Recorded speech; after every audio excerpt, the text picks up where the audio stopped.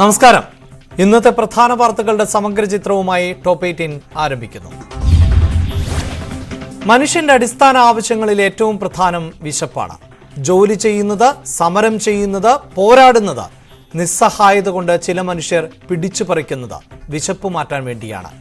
ഇതാണ് മനുഷ്യനെങ്കിൽ, വിശപ്പ് മാറ്റാനാണ് മനുഷ്യൻ ജീവിക്കുന്നതെങ്കിൽ അവശ്യ സാധനങ്ങളുടെ അതിരുവിട്ട വിലക്കയറ്റം എങ്ങനെയാണ് മനുഷ്യരെ ബാധിക്കുക?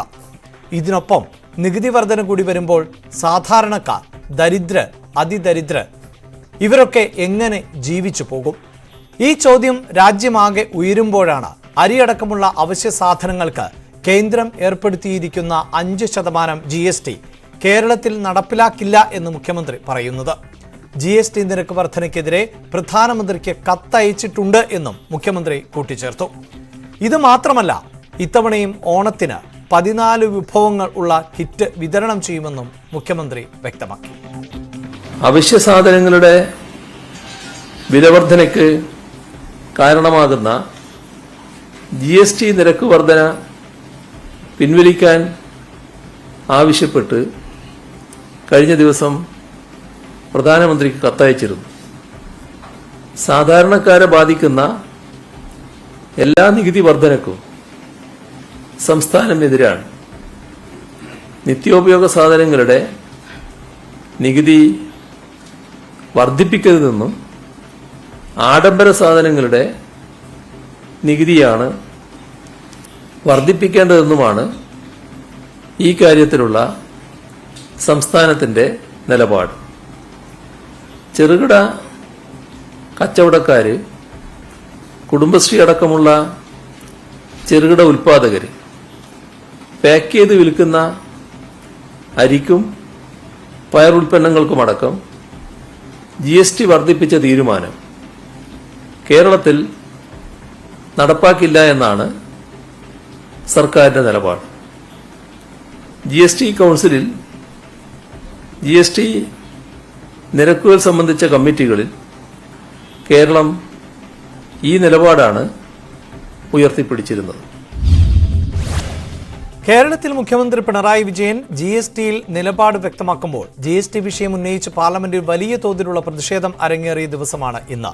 പ്രതിഷേധിച്ച 19 MPമാർക്കാണ് ഇതോടെ നടപടി നേരിടേണ്ടി വന്നത്. രാജ്യസഭയിലെ പ്രതിഷേധത്തിൽ MPമാർക്ക് സസ്പെൻഷൻ. കേരളത്തിൽ നിന്നുള്ള A. Rahim, V. Sivadasan, P. Santhosh Kumar എന്നിവരടക്കം 19 MPമാരെയാണ് ഒരാഴ്ചക്കാലത്തേക്ക് സസ്പെൻഡ് ചെയ്തത്. GST നിരക്ക് വർധനയ്ക്കെതിരെ നടുത്തളത്തിൽ ഇറങ്ങി പ്രതിഷേധിച്ചതിലാണ് നടപടി.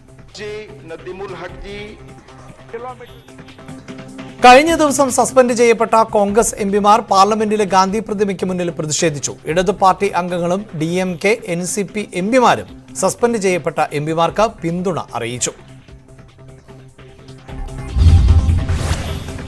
വിലക്കയറ്റവും GST വിഷയവുമൊക്കെ പാർലമെന്റിനെ പ്രക്ഷുബ്ധമാക്കുമ്പോൾ രാജ്യമാകെ പ്രതിഷേധത്തിലായിരുന്നു ഇന്ന് Congress. National Herald കള്ളപ്പണക്കേസിൽ Sonia Gandhi ED ചോദ്യം ചെയ്യാൻ വിളിപ്പിച്ച നടപടിക്ക് എതിരെ ആയിരുന്നു രാജ്യവ്യാപക പ്രതിഷേധം. ഇന്നത്തെ ചോദ്യം ചെയ്യൽ 6 മണിക്കൂർ നീണ്ടു. നാളെ വീണ്ടും ചോദ്യം ചെയ്യും. കേസിൽ 55 ചോദ്യങ്ങളാണ് ഇതുവരെ സോണിയയോട് ഉദ്യോഗസ്ഥർ ചോദിച്ചത്. 2ാം തവണയാണ് ED സോണിയയെ ചോദ്യം ചെയ്തത്. നാളെയും ഡൽഹി അടക്കമുള്ള സ്ഥലങ്ങളിൽ പ്രക്ഷോഭം ഉയരുമെന്ന് ഉറപ്പാണ്. സോണിയാഗാന്ധിയെ ED ചോദ്യം ചെയ്യുന്ന നടപടിക്കെതിരെ പ്രതിഷേധം ശക്തമാക്കുകയാണ് കോൺഗ്രസ്. രാജ്ഘട്ട് കേന്ദ്രീകരിച്ച് പ്രതിഷേധിക്കാനായിരുന്നു കോൺഗ്രസ് തീരുമാനമെടുത്തതെങ്കിലും ഡൽഹി പോലീസ് അനുമതി നിഷേധിച്ചതോടെ പ്രതിഷേധം AICC ആസ്ഥാനത്തേക്ക് കേന്ദ്രീകരിക്കുകയായിരുന്നു.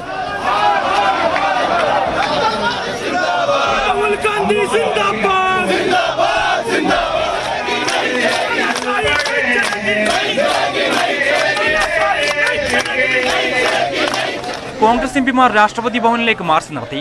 രാഹുൽ ഗാന്ധി ഉൾപ്പെടെയുള്ള MPമാർ കുത്തിയിരുന്ന് പ്രതിഷേധിച്ചു. MPമാരെ പോലീസ് കസ്റ്റഡിയിലെടുത്തു.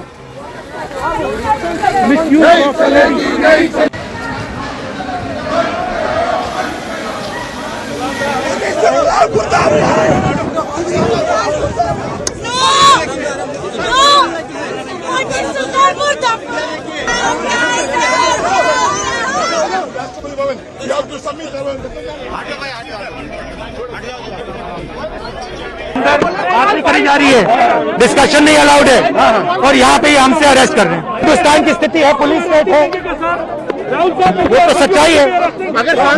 मोदी जी राजा है, पुलिस स्टेट है। ഇഡി നടപടിക്കെതിരെ KPCCയുടെ നേതൃത്വത്തിൽ ഗാന്ധി പാർക്കിൽ സത്യാഗ്രഹം സംഘടിപ്പിച്ചു.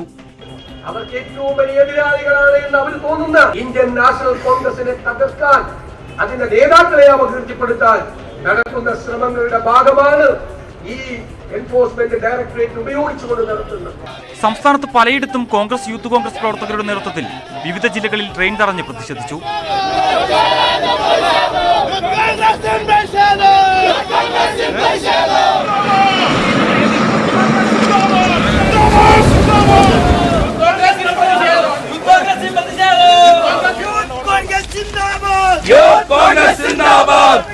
സോണിയ ഗാന്ധിയെ വെല്ലുവിളിക്കാൻ ആരുണ്ടിവിടെ കാണട്ടെ.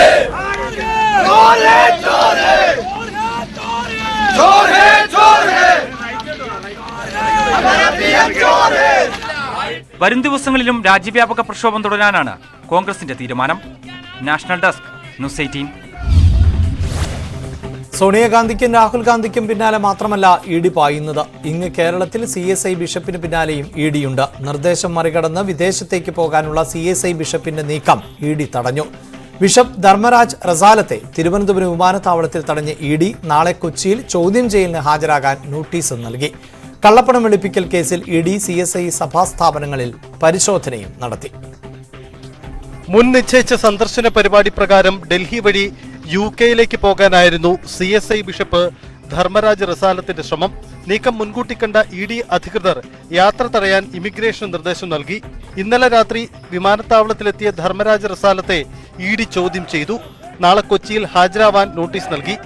കള്ളപ്പണ വെളുപ്പിക്കൽ കേസിൽ എൻഫോഴ്സ്മെന്റ് ഡയറക്ടറേറ്റ് ഇന്നലെ CSI സഭാ ആസ്ഥാനത്തും സഭാ സ്ഥാപനങ്ങളിലും പരിശോധന നടത്തിയിരുന്നു.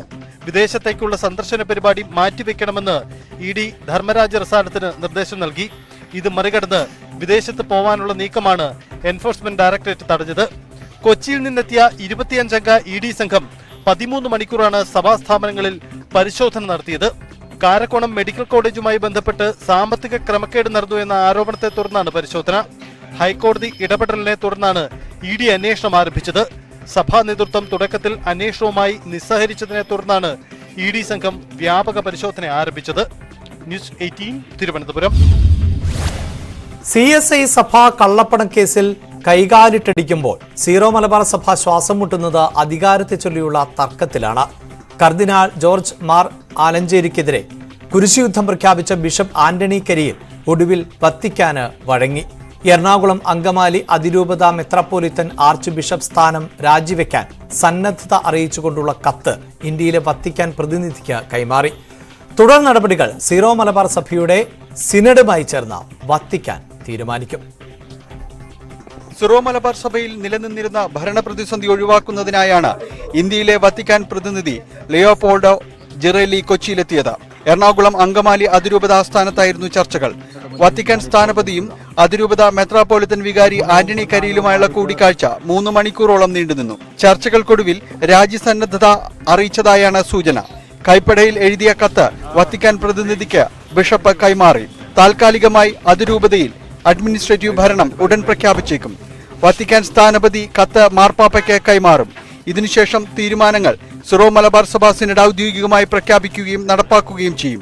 കുർബാന ഏകീകരണവുമായി ബന്ധപ്പെട്ട് വത്തിക്കാൻ ഉത്തരവ് നടപ്പാക്കാൻ കരിയൽ വിസമ്മതിച്ചതാണ് ഇപ്പോഴുള്ള നടപടികളിലേക്ക് നീങ്ങാനുള്ള പ്രധാന കാരണം. ന്യൂസ് 18 കൊച്ചി. സഭയിൽ നിന്ന് ഇനി ടോപ്പ് 18 സിൽവർ ലൈനിലേക്കാണ്. പ്രഖ്യാപിച്ച നാൾ തുടങ്ങിയ വിവാദമാണ്. അർദ്ധ അതിവേഗ പാതയ്ക്ക് വേണ്ടി സർക്കാർ രണ്ടും കൽപ്പിച്ചിറങ്ങുമ്പോൾ വിവാദവും വിമർശനവും അതിവേഗ പാതയിൽ ഓടുകയാണ്.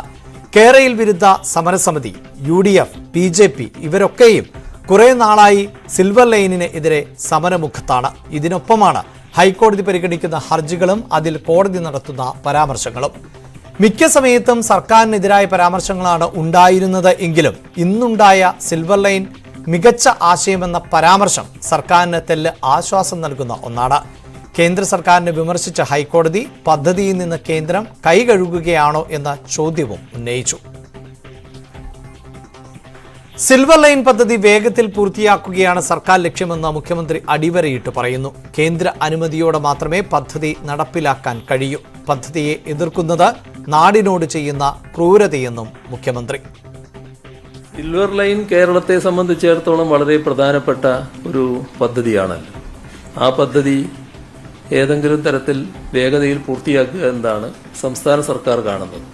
കേന്ദ്ര ഗവൺമെന്റിന് വേണ്ടി സംസാരിക്കുന്ന പലരും ഇത് വരാൻ പാടില്ലാത്ത ഒന്നാണെന്നാണ് പറഞ്ഞുകൊണ്ടിരിക്കുന്നത്. കേന്ദ്ര ഗവൺമെന്റിന്റെ അനുമതിയോടെ മാത്രമേ ഈ പദ്ധതി നടപ്പാക്കാനാവൂ. അതിൽ യാതൊരു സംശയവും വിചാരിക്കണ്ട. സംസ്ഥാനത്തിന് മാത്രമായിട്ട് പദ്ധതി നടപ്പാക്കാനാവില്ല. ഇത് നാടിന്റെ ഒരു പദ്ധതിയാണ്, നാടിന് വേണ്ടിയുള്ളൊരു പദ്ധതിയാണ്, നാടിന്റെ നല്ല നാളേക്ക് വേണ്ടിയുള്ളൊരു പദ്ധതിയാണ്. ഇപ്പോൾ ഞങ്ങളാണ് അധികാരത്തിലുള്ളത് എന്നുള്ളത് കൊണ്ട് ഗവൺമെന്റ് അതിന് മുൻകൈ എടുത്തു എന്ന് മാത്രം. ആര് മുൻകൈ എടുക്കുന്നുള്ളതല്ലോ പ്രശ്നം. നാടിന് ആവശ്യമാണോ അല്ലയോ എന്നുള്ളതല്ലേ നോക്കേണ്ടത്. അപ്പോൾ നാടിന് ആവശ്യമുള്ളൊരു പദ്ധതിയെ എതിർക്കുന്നതും തകർക്കാൻ നോക്കുന്നതും അത് നാടിനോട് ചെയ്യുന്ന ഏറ്റവും വലിയ ക്രൂരതയായിരിക്കുമെന്ന് തിരിച്ചറിഞ്ഞാൽ നമ്മുടെ നാടിന് നല്ലത്. സിൽവർ ലൈനിനേക്കാൾ സർക്കാരിനെ സമ്മർദ്ദത്തിലാക്കിയത് സ്വപ്നയാണെന്ന് പറഞ്ഞാൽ അതിലൊട്ടും അതിശയോക്തിയില്ല. സ്വപ്നയുടെ ആരോപണങ്ങളൊക്കെയും പുതുമയില്ലാത്തത് എന്ന് പറഞ്ഞ് ഒഴിയുമ്പോഴും കേസുകളുടെ നടത്തിപ്പിൽ ഒട്ടും പിന്നോട്ടല്ല സർക്കാർ. അതിന് ഏറ്റവും വലിയ ഉദാഹരണമാണ് ഇന്ന് ഹൈക്കോടതിയിൽ സർക്കാർ അറിയിച്ച കാര്യങ്ങൾ. സ്വപ്ന സുരേഷ് നൽകിയത് രഹസ്യമൊഴിയല്ല, കുറ്റസമ്മതമാണെന്ന് സർക്കാർ പറയുന്നു. നിക്ഷിപ്ത താൽപര്യത്തിനു വേണ്ടി സ്വപ്ന സുരേഷ് പരസ്യ പ്രസ്താവന നടത്തുകയാണ് എന്ന് സർക്കാർ കോടതിയിൽ വാദിച്ചു. ഗൂഢാലോചന കേസ് റദ്ദാക്കണമെന്നാവശ്യപ്പെട്ട് സ്വപ്ന നൽകിയ ഹർജി വിധി പറയാൻ മാറ്റി. സ്വപ്നയുടെ ആരോപണങ്ങളിൽ ഇടതുപക്ഷം പൊതുവിൽ മറുപടി പറയേണ്ടി വന്ന ഒന്നായിരുന്നു KT ജലീലിന്റെ പ്രോട്ടോകോൾ ലംഘനം. പ്രതിപക്ഷം ആവർത്തിച്ച് ചോദിച്ചുകൊണ്ടേയിരുന്നു. ഇതിനൊപ്പം മാധ്യമം ദിനപത്രം മാനേജ്മെന്റ് മുഖ്യമന്ത്രിയെ നേരിൽ കണ്ട് പരാതിയും ഉന്നയിച്ചു. മാധ്യമം ദിനപത്രം നിയന്ത്രിക്കണമെന്ന KT ജലീലിന്റെ കത്ത് മുഖ്യമന്ത്രി അറിഞ്ഞിട്ടുണ്ടോ എന്നായിരുന്നു പ്രതിപക്ഷ നേതാവ് VD സതീശന്റെ ഇന്നത്തെ ചോദ്യം. വൈകിട്ട് മാധ്യമങ്ങളെ കണ്ട മുഖ്യമന്ത്രി സംശയത്തിന് ഇട നൽകാത്ത വിധം KT ജലീലിനെ തള്ളിപ്പറഞ്ഞു. വിദേശ രാജ്യത്തിന് കത്തെഴുതിയ ആദ്യത്തെ മന്ത്രി പിണറായി മന്ത്രിസഭയിലായിരുന്നു. എന്ത് നടപടി സ്വീകരിച്ചു? അന്വേഷിക്കണ്ടേ? മുഖ്യമന്ത്രി അറിഞ്ഞുകൊണ്ടാണോ? മുഖ്യമന്ത്രി അറിഞ്ഞുകൊണ്ടാണെങ്കിൽ മുഖ്യമന്ത്രി ഉൾപ്പെടെ ഉത്തരവാദിയാണ്. മുഖ്യമന്ത്രി അറിയാതെയാണെങ്കിൽ ആ സംഭവത്തെക്കുറിച്ച് അന്വേഷണം നടത്തണം. അത്തരമൊരു കത്ത് അയക്കാൻ പാടില്ലാത്തൊരു കത്തായിരുന്നു. അയച്ചുവെങ്കിൽ ഞാൻ ജലീലുമായിട്ട് സംസാരിച്ചു കഴിഞ്ഞിട്ടില്ല. ഇത് ഇത്തരമൊരു കാര്യം അറിയുന്നത് തന്നെ ഇത് പരസ്യമായി വന്നപ്പോഴാണ്. അതുവരെ ഞാൻ അത്തരമൊരു പ്രശ്നമേ മനസ്സിലാക്കിയിട്ടില്ല. അപ്പോൾ നിയമസഭ പിരിഞ്ഞ സമയമായതുകൊണ്ട് അദ്ദേഹത്തെ നേരിട്ട് കണ്ടിട്ടില്ല. നേരിട്ട് കാണുമ്പോൾ വിഷയം സംസാരിക്കാമെന്ന് വിചാരിച്ച് നിൽക്കുകയാണ്. കഴിഞ്ഞ ദിവസം മാധ്യമത്തിന്റെ പ്രതിനിധികളും എന്നെ വന്ന് കണ്ടിരുന്നു. ഞാൻ അവരോടും പറഞ്ഞു, ഇതാണ് എനിക്ക് കാര്യങ്ങൾ ഇങ്ങനെ വന്നപ്പോൾ മാത്രമേ അറിയുള്ളൂ, എന്താണെന്ന് ചോദിക്കട്ടെ എന്ന് പറഞ്ഞിട്ടുണ്ട്. അത് അദ്ദേഹത്തോട് ചോദിച്ച് മനസ്സിലാക്കി തുറന്ന് എന്താണ് ചെയ്യേണ്ടതെന്ന് തീരുമാനിക്കുക. ചിന്തൻ ശിബിരം കോൺഗ്രസിലെ 2 പ്രധാന നേതാക്കളെ വല്ലാത്ത ചിന്തകളിലേക്കാണ് കൊണ്ടെത്തിച്ചിരിക്കുന്നത്. ഇന്നലെ മുല്ലപ്പള്ളി രാമചന്ദ്രൻ ആയിരുന്നു എങ്കിൽ ഇന്നത് VM സുധീരനാണ്. തന്റെ നാട്ടിൽ സംഘടിപ്പിച്ച ചിന്തൻ ശിബിരത്തിൽ പങ്കെടുക്കാൻ കഴിയാതിരുന്നത് വലിയ ഹൃദയവേദന ഉണ്ടാക്കിയെന്ന് മുല്ലപ്പള്ളി തുറന്നു പറയുമ്പോൾ പറഞ്ഞു തുടങ്ങിയാൽ ഏറെ പറയാനുണ്ട് എന്നാണ് VM സുധീരന്റെ നിലപാട്. പറയേണ്ട സ്ഥലത്ത് കാര്യങ്ങൾ പറയും. ഇപ്പോൾ അതിനുള്ള വേദിയല്ല. പറയേണ്ട കാര്യങ്ങൾ പറയുന്നതിൽ തനിക്ക് ഒരു മടിയും ഇല്ല എന്നും സുധീരൻ വ്യക്തമാക്കി.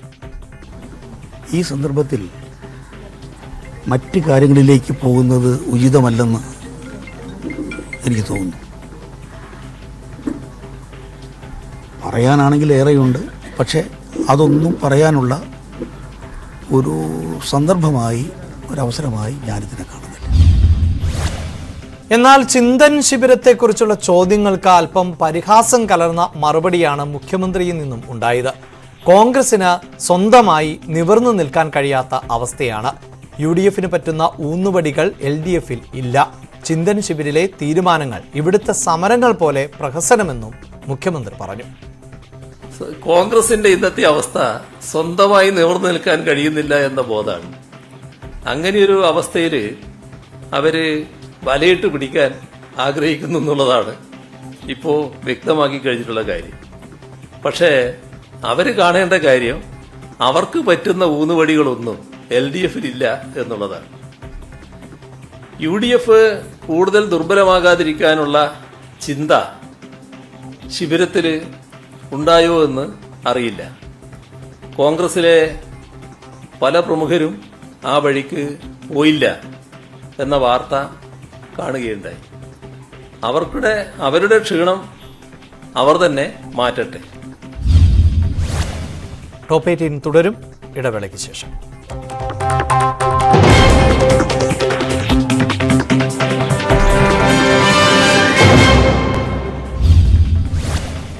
അങ്ങനെയങ്ങ് മറക്കാനാകുമോ ശ്രീരാം വെങ്കിട്ടരാമനെ?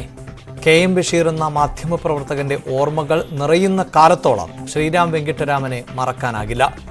കേരളത്തിന്റെ മനസാക്ഷിയെ ആകെ പിടിച്ചുലച്ച സംഭവമായിരുന്നു ബഷീറിനെ കാർ ഇടിപ്പിച്ച് കൊലപ്പെടുത്തിയ സംഭവം. ആലപ്പുഴ കളക്ടറായി ശ്രീരാമിനെ തീരുമാനിച്ചതിന് പിന്നാലെ കോൺഗ്രസ് സമരത്തിന് ഇറങ്ങി. കരിങ്കൊടി കാണിച്ച യൂത്ത് കോൺഗ്രസ് പ്രവർത്തകർക്ക് ഇടയിലൂടെയാണ് ശ്രീരാം ഇന്ന് ആലപ്പുഴ കളക്ടറേറ്റിൽ എത്തി ചുമതല ഏറ്റെടുത്തത്.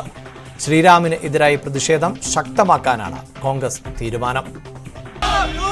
ആലപ്പുഴയുടെ 54ാമത് കളക്ടറായി ശ്രീരാം വെങ്കിട്ടരാമൻ എത്തുമ്പോൾ വിവിധ കോണുകളിൽ നിന്നുള്ള പ്രതിഷേധം കടുക്കുകയാണ്.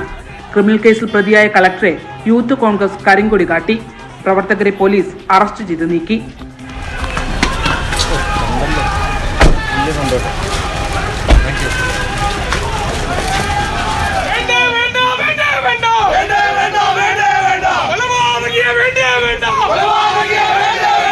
ഭാര്യ രേണുരാജിൽ നിന്നാണ് ശ്രീറാം ആലപ്പുഴയുടെ ചുമതല ഏറ്റെടുത്തത്. വിവാദങ്ങളോട് പ്രതികരിക്കാനില്ലെന്ന് ശ്രീറാം.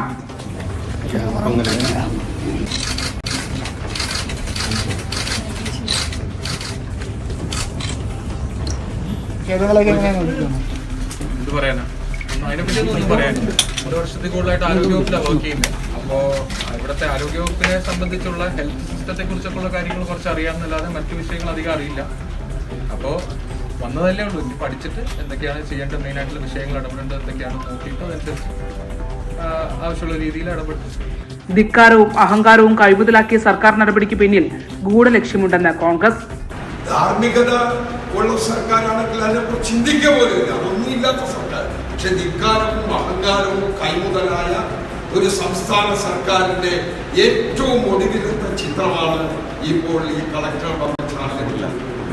വരും ദിവസങ്ങളിലും ബഹിഷ്കരണമടക്കമുള്ള ശക്തമായ പ്രതിഷേധങ്ങൾ ശ്രീരാമനെതിരെ ഉയർത്തുമെന്ന നിലപാടിലാണ് കോൺഗ്രസ്.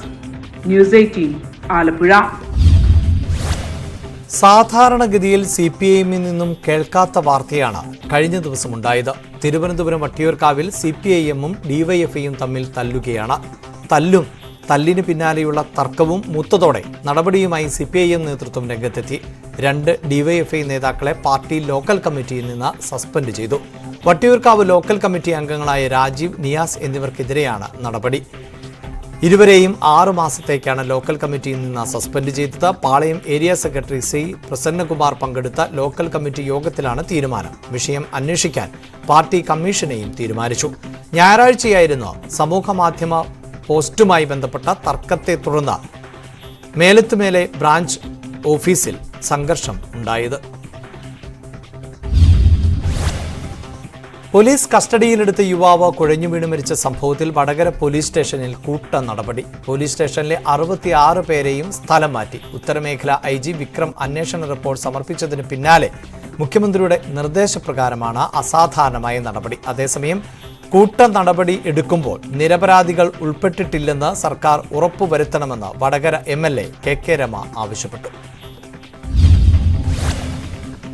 തിരുവനന്തപുരം കോട്ടൺ ഹില്ലിൽ റാഗിംഗ് പരാതിയിൽ ഹെഡ്മാസ്റ്ററിനെതിരെ സ്കൂൾ മാനേജ്മെന്റ് കമ്മിറ്റി.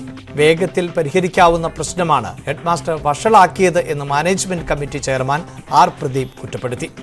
ഹെഡ്മാസ്റ്ററിനെതിരായ രക്ഷിതാക്കളുടെ പരാതി വിദ്യാഭ്യാസ വകുപ്പിന് കൈമാറിയിട്ടുണ്ട് എന്നും R പ്രദീപ് പറഞ്ഞു. അതേസമയം സംഭവത്തിൽ അന്വേഷണം നടത്തുന്ന വിദ്യാഭ്യാസ വകുപ്പ് ഉപ ഡയറക്ടർ S സന്തോഷ് കുമാർ സ്കൂളിൽ എത്തി പരിശോധന നടത്തി.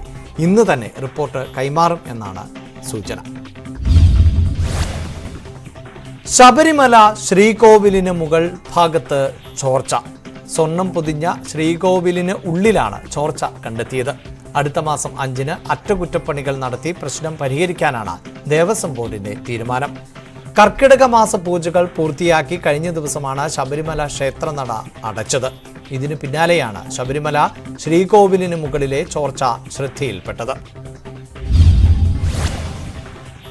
സിനിമകൾ തിയേറ്ററുകളിൽ റിലീസ് ചെയ്ത് 56 ദിവസം കഴിഞ്ഞേ OTT റിലീസ് ചെയ്യാവൂ എന്ന് തിയേറ്റർ ഉടമകളുടെ സംഘടനയായ ഫിയോക് ഈ ആവശ്യം ഉന്നയിച്ച് ഫിലിം ചേംബറിന് കത്ത് നൽകി. ഓണം റിലീസ് മുതൽ ഇത് നടപ്പിലാക്കണം. തീരുമാനം ലംഘിക്കുന്ന നിർമ്മാതാക്കളുടെയും താരങ്ങളുടെയും ചിത്രങ്ങൾ തിയേറ്ററിൽ റിലീസ് ചെയ്യില്ല. തിയേറ്ററുകളിൽ കാഴ്ചക്കാരുടെ എണ്ണത്തിൽ വലിയ കുറവാണുള്ളത്. OTT പ്ലാറ്റ്ഫോം റിലീസ് ആണ് പ്രധാന തിരിച്ചടി. തിയേറ്റർ ലക്ഷ്യമാക്കി സിനിമയെടുക്കണമെന്നും ഫിയോക് ഭാരവാഹികൾ ആവശ്യപ്പെട്ടു. ടോപ്പ് 18 പൂർണ്ണമാകുന്നു. നമസ്കാരം.